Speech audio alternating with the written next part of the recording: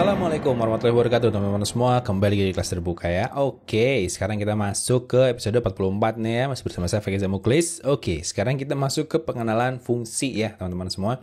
Jadi sekarang kita masuk ke chapter baru di mana kita akan belajar tentang fungsi dan perintilan-perintilannya ya. Karena lumayan nih ya, fungsi ini nanti akan membantu kita untuk membuat program menjadi lebih ringkas ya. Oke, sekarang kita bahas dulu nih ya tentang fungsi itu apa ya.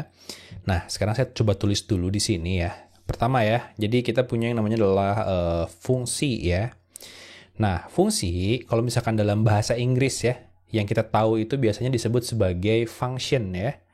Function, oke. Terus atau di bahasa lain, atau mungkin beberapa dosen gitu ya, atau guru kalian itu membuatnya itu sebagai method ya. Method, oke. Atau ada lagi yang namanya adalah subroutine ya. Subroutine atau rutin ya. Nanti ini bisa macam-macam nih. Nah, bisa jadi antara tiga buah ini ya. Ada function, method ya, ada routine atau subroutine. Oke. Nah, sekarang kita akan belajar dulu tentang function yang ada di Python ya, yang di sini. Nah, di sini kalau fungsi ya, jadi kalau misalkan kita membuat, misalkan gini, ingat nggak sih kalau kita bikin program ya, kode kita panjang nih, misalkan ini adalah si programnya. Nah, misalkan kita sempat nih bikin misalkan program kayak, bikin gini ya, misalkan A sama dengan B ditambah C gitu ya. Terus misalkan B-nya 1 gitu ya, terus si C-nya 2 misalkan ya. Terus kita print, di sininya ada A gitu ya. Nah, terus kita tambahin lagi nih misalkan saya punya D, saya punya E gitu ya. Terus misalkan kita di sini tambahin lagi misalkan ini 3, ini 4 gitu ya. Terus ini ada misalkan A, B, C, D, E, F gitu ya. Ini adalah D ditambah dengan E gitu ya. Terus print F gitu. Nah, lihat di sini ya, program kita itu berulang ya, yang ini sama yang ini. Oke, ini adalah berulang, ini sama sebenarnya, ini sama ya. Nah, jadi di pemrograman itu kita ingin membuat jangan mengulang-ulang apa yang sudah kita lakukan gitu ya. Jadi program kita itu jangan ngulang-ulang gitu. Nah, jadi muncul ya paradigma di mana kita jangan repeat your code gitu ya. Do it once ya. Jadi kita nggak mau nih ya mengulang-ulang hal kayak gini. Sehingga muncullah yang namanya fungsi ya. Misal saya bikin ini satu segini, saya bikin dia menjadi nama fungsinya itu adalah fungsi tambah gitu ya. Fungsi tambah misalkan.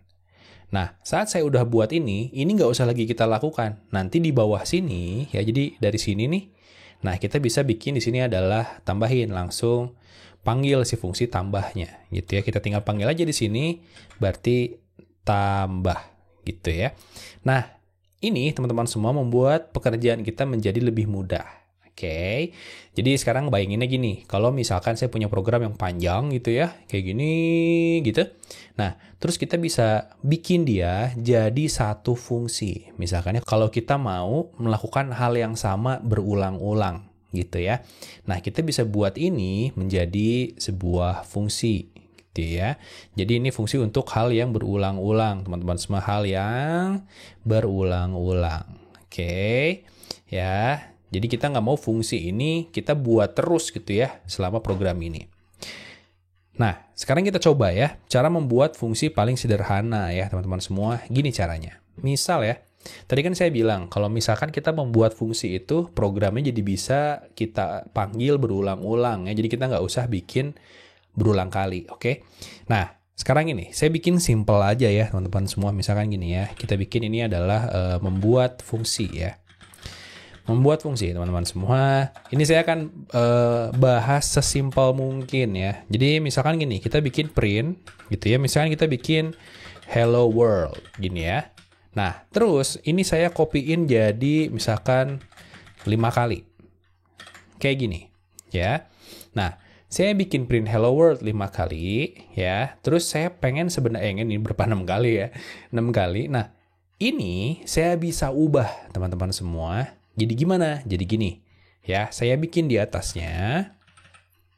Cara bikin fungsi itu sederhana ya. Pakai def depannya teman-teman. Semua itu adalah definition ya. Nah, terus kita bikinlah di sini misalkan hello world kayak gitu pakai tanda kurung-kurung kayak gini. Oke, simple banget ya. Kasih titik 2 sama dengan yang di if statement sama di for loop ya. Nah, terus kita masukinlah si program ini yang print hello world ini ya. Kita taruh di sini ya, di dalamnya. Oke, kayak gitu teman-teman semua. Nah, sekarang bentar, ini errornya apa nih? Oke, nggak ada ya. Kita bikin docstringnya deh di sini ya. Ini adalah fungsi menampilkan. Ini cuman komen aja atau docstring ya, menampilkan hello world. Oke, kayak gitu. Oke, ya. Ini kalau saya print teman-teman semua, lihat akan ada 5 hello world di situ ya. Ini saya move right to panel lagi, move panel to the right. Jadi kayak gini ya. Jadinya kayak gitu. Ini saya clear. Panggil lagi ya, Python main_app.python. Lihat akan muncul kayak gini teman-teman semua. Nah lihat, ini kan kita berulang-ulang ya manggil si ini. Nah yang ini teman-teman semua kita bisa ganti ya dengan cara memanggil hello world saja ya. Coba kita ganti deh ya semuanya ini. Saya ganti dengan hello world. Oke. Kayak gitu. Terus ini misalkan saya print aja ya. Saya print. Lihat akan keluar hello world sekali ya, yang ini. Coba saya clear lagi. Kalau saya copy yang ini ya, gini, maka yang keluar adalah, coba mana? Lihat, jadi 2 kali ya. Jadi sekarang si hello world ini ya kita bisa panggil ulang di bawahnya teman-teman semua. Oke bang, nggak aneh ya, nggak aneh menurut kalian misalkan kok gitu doang, ngapain juga saya bikin fungsi. Nah si fungsi ini teman-teman semua dalamnya bisa banyak ya. Misalkan saya bikin di bawahnya print gitu ya, hello world ya, misalkan kepada ucup surucup gitu ya. Terus kita print lagi ya, dan juga kepada otong surotong. Nah, misalkan kayak gitu ya. Kayak gini, lihat. Sekarang ya, tanpa merubah yang bawah ini, teman-teman semua. Saat kita bikin kayak gitu, maka yang terjadi adalah, saya keluarin ya. Lihat, jadinya 2 kali dipanggil ya. Hello world kepada ucup surucup dan juga otong surotong. Lagi hello world kepada ucup surucup dan juga kepada otong surotong. Nah, jadi kalau misalkan kita punya fungsi ya, kita bisa hanya merubah di sininya saja ya, di dalam fungsinya saja. Nanti yang bawahnya bakal ngikutin teman-teman semua. Gitu ya.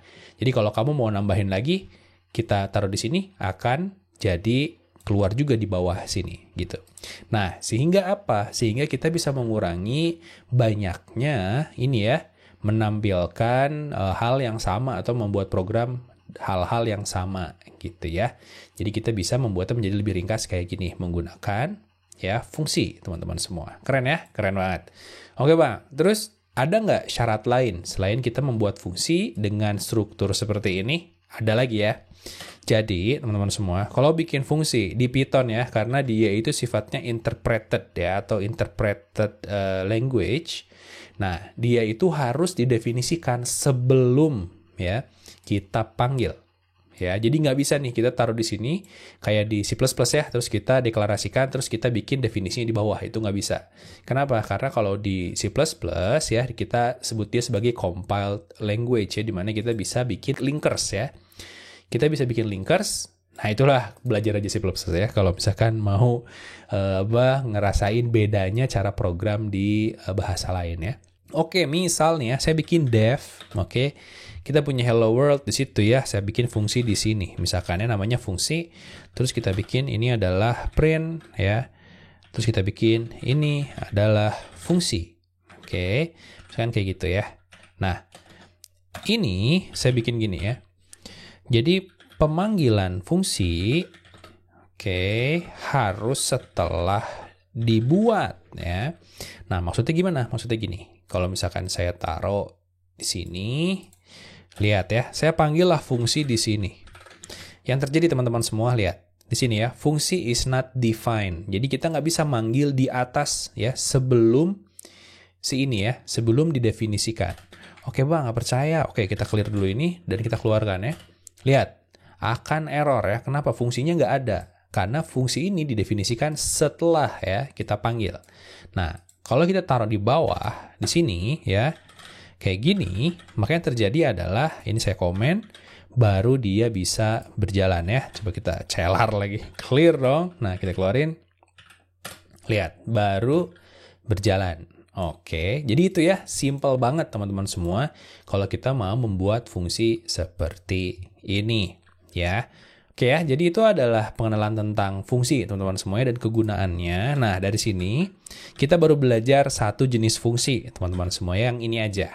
Oke, di mana kita hanya melakukan program atau mengambil program ditaruh di dalam sebuah fungsi. Udah gitu aja ya. Nah, habis dari sini kita akan bahas tentang bisa nggak kalau kita masukin input ke dalam fungsinya. Oke, nanti kita akan jelaskan lagi fungsi-fungsi yang lainnya ya teman-teman semua. Oke, jadi sampai di sini tutorialnya. Semoga kalian paham tentang penggunaan fungsi, di mana untuk kali ini kita belajar ya untuk membuat fungsi sederhana di mana kita bisa menaruh program-program yang bisa kita ulang-ulang ya, tanpa harus mengetik ulang yang ininya aja ya. Jadi kita tinggal hanya manggil si hello world-nya aja. Oke, jadi sampai di sini udah paham tentang fungsi. Nanti abis dari sini kita akan belajar tentang fungsi dengan argumen atau dengan parameter. Oke teman-teman semua, jadi sampai di tutorialnya. See you in the next video. Keep coding, stay awesome teman-teman semua. Keep safe ya. Bye.